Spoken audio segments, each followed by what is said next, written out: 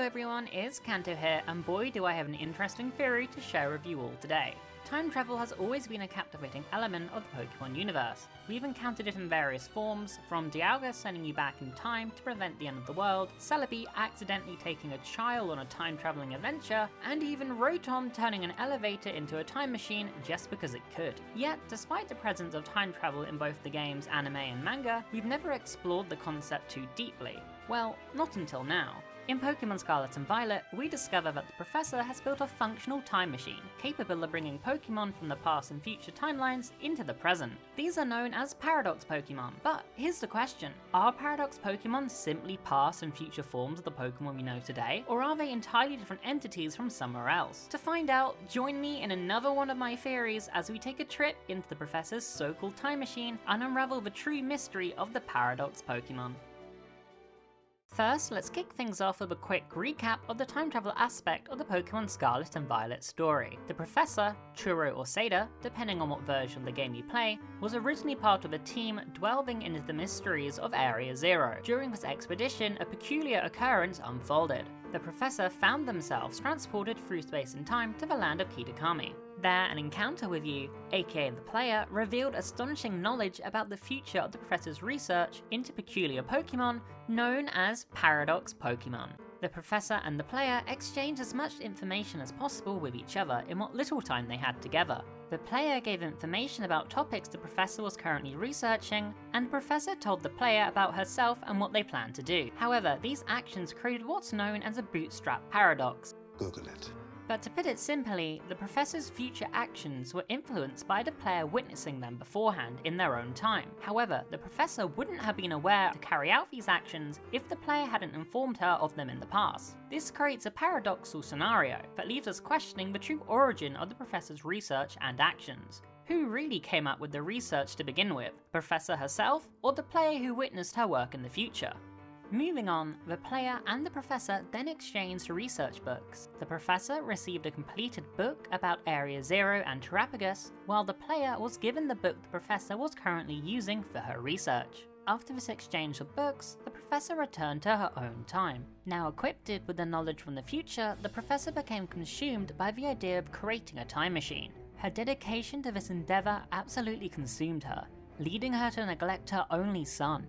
Despite these challenges, she successfully built the time machine a few years later, and began bringing Pokemon from the past and future into the present. However, this would eventually lead to the loss of her own life, after protecting the very Pokemon that she had seen in the future all those years ago.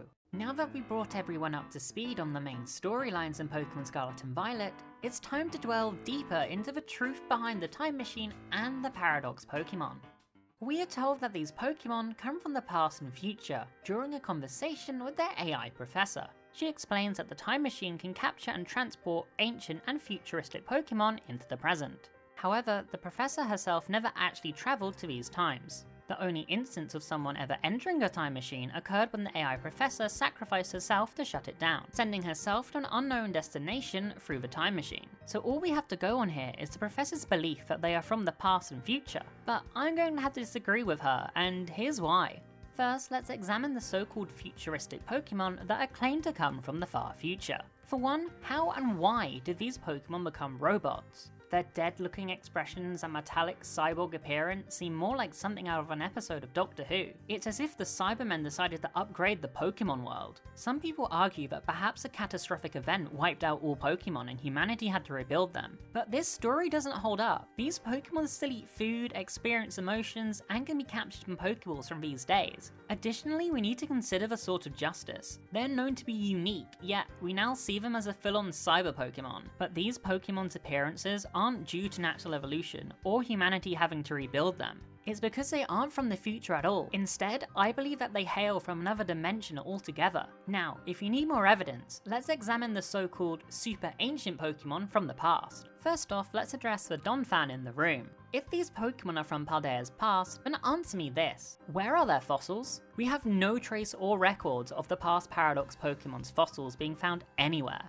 Even if they aren't from Paldea's past and instead come from another region, the professor would have more than likely mentioned seeing pictures of these Pokemon's remains and fossils when doing her research. One might argue that the lack of fossils is due to all the Pokemon being captured and sent into our time, but that really doesn't add up. If there were no more Pokemon to transport through the time machine, why would it need to be shut down? Moreover, the notion that all past Pokemon were captured and sent to our own time seems highly improbable. And now let's discuss one of the most significant reasons why these Pokemon cannot be from the past. Gouging Fire, Raging Bolt, and Walking Wake. These are supposedly ancient forms of Entei, Raikou, and Suicune, but this simply isn't possible if they are to be from the past, due to one major factor. Entei, Raikou, and Suicune didn't exist until a few hundred years ago. As we learn from both the games and the anime, these three Pokemon were given new life in the form of brand new Pokemon by the legendary Pokemon Ho-Oh, after they perished in a tragic fire. So how could these Pokemon be ancient forms of three beastly dog Pokemon when they weren't even created back then? Which further supports my idea that they are not from the past at all and honestly have got to be from another dimension altogether. Now that we've established that both the cyber and ancient Pokemon originate from another dimension, let's discuss how and why the time machine was able to access another universe in the first place. If you watched my last video, you already know about the Pokemon multiverse, which has been hinted at in several games, including Pokemon Omega Ruby Alpha Sapphire, Pokemon Sun and Moon, Pokemon Ultra Sun and Moon, and even Scarlet and Violet. We'll discuss that more later. To summarize, these are distinct universes that have evolved in different ways. For instance, in one universe, trainers can form special bonds with their Pokemon to harness a power known as Mega Evolution, and in an alternative universe, Mega Evolution might not exist at all. Now that I've briefly covered an overview of the multiverse, how was the Professor able to access one at all? Could her time machine have secretly been some kind of Ultra Beast? Of course not. Instead, I believe the real reason is that her time machine was far from ordinary. What I'm trying to get at here is that the Professor may have unintentionally built her own TARDIS, a machine capable of travelling through both space and time. In this case, the time machine didn't just send her through time, it could send her through different dimensions as well. And that's exactly what it did. But for a time machine like this to function, it would have required highly advanced engineering skills and a significant power source to pull it all off. But this was not an issue at all for the Professor, as she had built the machine deep within Area Zero. In my last video, we discussed how Area Zero was created by a blast from the ancient king of Kalos, AZ, when he fired the ultimate weapon upon Paldea. This event unleashed a massive amount of unstable energy that distorted space and time down in Area Zero. This energy not only powered the time machine, but also sustained the AI Professor herself. During the story, the AI Professor reveals that her creation was made possible only because of the energy within Area Zero, and that she would cease to function if she left due to the lack of this energy. With space and time being distorted and an abundance of overflowing energy, building a machine that could access another dimension was entirely possible. Funnily enough, this scenario bears a striking resemblance to an episode of Doctor Who, except instead of Pokemon crossing over from a different universe, it was an army of deadly Cybermen. Although we did get an army of Cyber Pokemon. Wait, did Nintendo research Doctor Who for this game?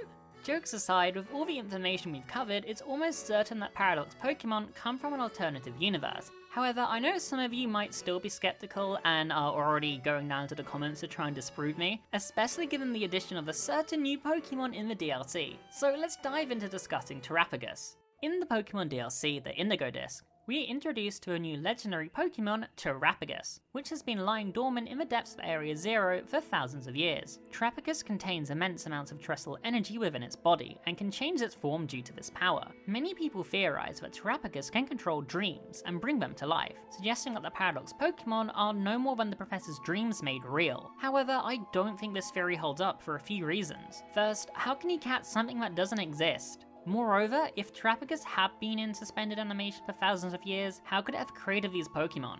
Furthermore, if these Pokemon were born from the Professor's own imagination, she wouldn't have wanted them to be so aggressive or to cause her own demise. For these reasons, this theory about the origin of the Paradox Pokemon doesn't seem viable. Before I wrap up this video, I want to revisit something I mentioned earlier. The hints of the multiverse hidden within Pokemon Scarlet and Violet. Most people might not intentionally notice this, but once I point it out to you, you might see this game in a whole new light. As we know, Pokemon games come in pairs, such as Pokemon Sword and Shield or Pokemon Black and White. These games typically share similar storylines, differing primarily in which legendary Pokemon is featured. However, in Scarlet and Violet, everything seems identical at first glance, until you consider one major difference: the presence of a different professor in each game. In Scarlet, you encounter Professor Seda, while in Violet you meet Professor Turo. This may seem normal at first, but both professors are revealed to be Arvin's parents, yet one is absent in each game. In Scarlet, Arvin only has his mother, Professor Seda, while in Violet he only has his father, Professor Turo. This indicates that both games are set in distinctly different universes from one another. Notably, the games never mention the other parent, leading me to wonder if the missing parent was somehow erased from existence in everyone's memory, which has actually just given me another idea for a future video. The notion that the games are set in different universes from one another aligns with the idea that the Paradox Pokémon also originate from a different universe. This connection adds even more depth to the Pokémon multiverse concept and reinforces my theory about the Paradox Pokémon. Finally, I want to draw your attention to something significant in the trailer for Pokémon Legend Z. At the end of the trailer, we see the Mega symbol, suggesting that Mega Evolution will return in the next game. But why did Nintendo feel the need to highlight this? I believe it's because we're used to playing Pokémon games set in a universe without Mega Evolution. By teasing the return of Mega Pokémon, Nintendo may be hinting that the new game is set in a different timeline from the one we've grown accustomed to. This aligns with my theory of Paradox Pokémon coming from another dimension and how they kinda resemble new forms of Mega Pokémon. Perhaps Paradox Pokémon were a nod to Legend Z all along. Alternatively, Nintendo might have showcased the Mega symbol because it's been over a decade since the release of X and Y, and many new players may be excited to experience this beloved feature for the first time.